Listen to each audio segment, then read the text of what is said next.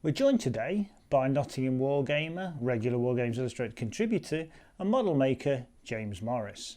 James is going to tell us a bit more about his latest project, which is the construction of Fort Vaux, which featured heavily in the World War I Battle of Verdun. Now, as well as making a great looking model, James, you've also constructed something that seeks to educate as much as entertain. Was that very important to you? Yes, I think so. I think over a very British background, we have this image in Britain, A, of World War I being massively wasteful, which of course it was, but B, of it being all about the Somme and Passchendaele to a certain extent. But I think when you dig into it, the French made a huge contribution to the war. It was, huge parts of fought on French soil. And having researched Verdun, I wanted to bring a bit of that, I think, to the British gaming scene. Okay, right. And you did that by taking on this massive construction project, which, so let's talk about the construction of the model specifically. It's made from fundamentally foam board. Yes, black foam boards with a textured card over the surface.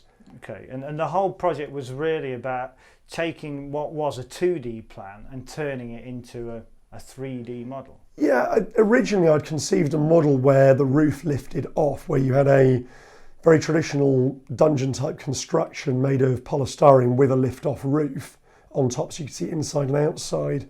But once I'd blown the plans up to 1/56 scale and realised how big the model was going to be and this would not fit through my loft hatch or into my car, I realised I had to be more practical with it. But actually, I think the final solution is better than building a full-blown model because it packs up very small. Yeah. I noticed that you mentioned the railway modelling car that you used in the construction was a real time saver. I think when I started the project, it was a solo project. Really, my regular gaming chum Paul Scriven-Smith had moved to the States, and basically, although I had friends who would game it, it was only me who was going to be building the model, and I realised that to balance it, I was going to need to balance time against money. So, as I mentioned in the article, I spent money on the right materials for the job to save time, where 5 years ago I think I would have cut corners and tried to save money on it. But buying things like the black foam board, which if it dents is still black underneath, the textured model railway card, which is pre-painted so only needs minimal treatment, buying things like the stairs ready-made in plastic rather than making them in the traditional method with layers, all those things saved me a lot of time. And I literally finished the model the night before the first show I took it to, so I kind of think that was money well spent. And the first show you took it to was what? It was Hammerhead in March 2016. Okay, and since then you've been to Partisan with it, and you've also recently come back from Antwerp, the Crisis show. How did it go there? It was just brilliant to take it to Crisis. It's such a friendly show, Crisis, anyway, and it's such a lovely European show. There's more Brits there every year, but it's a great chance to meet up with all the guys on the continent.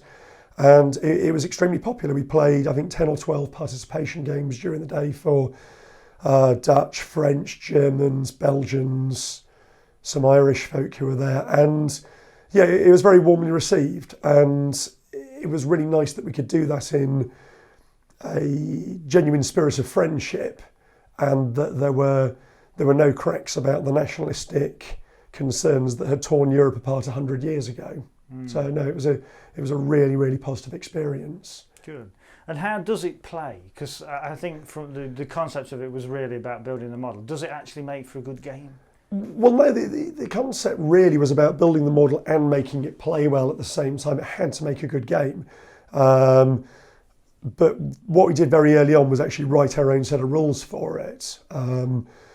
Scrivs helped me out a bit, and Matt Moran from our club helped a lot with the play testing.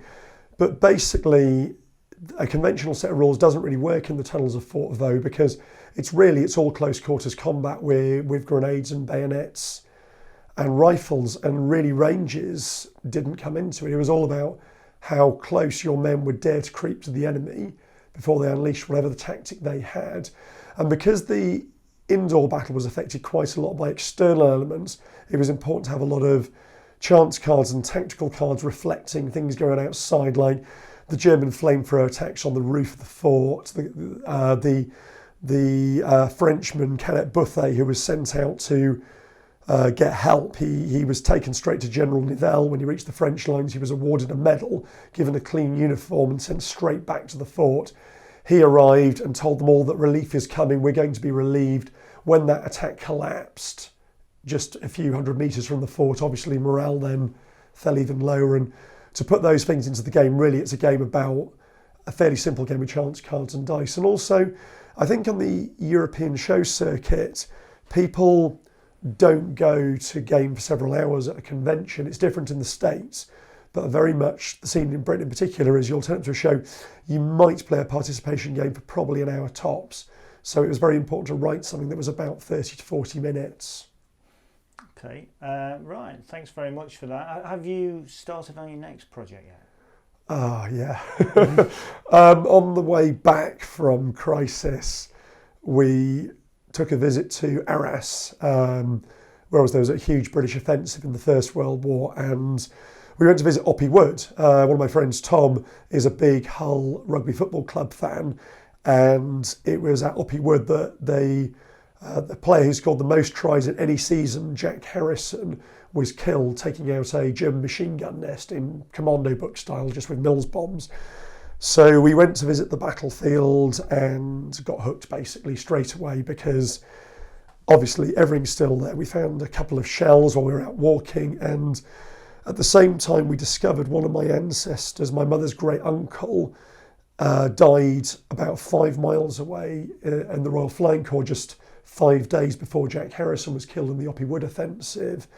And he was killed by the Red Baron. So there's a complete vein of family history and World War I gaming in there, which we're about to dig into.